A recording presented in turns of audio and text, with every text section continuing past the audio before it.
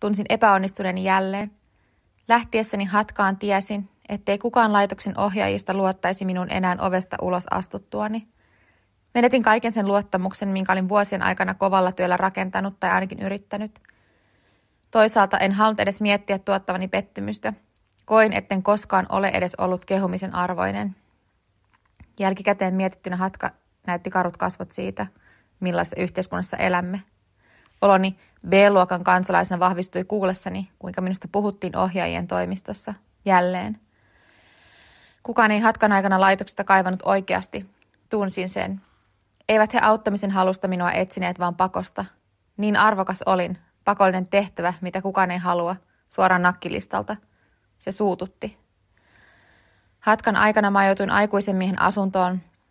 Häntä tai hänen ystäviään ei pieni ikämme hetkauttanut. Oli kotibileet, pedofiileja ja 4 yläasteikäistä tyttöä vailla yöpaikkaa tai käsitystä siitä, mikä on itselle turvallista ja mikä voi todella satuttaa ja repiä ihmisen palasiksi. Päänlyömisen patteriin ja nyrkin iskemisen naamaan olivat vanhemmat opettaneet omista käsistään. Mikä voisi olla pahempaa? Raiskaus. Raiskaus, jonka käänteitä vieraat miehet sivusta ajoittain seurasivat. Kukaan ei auttanut.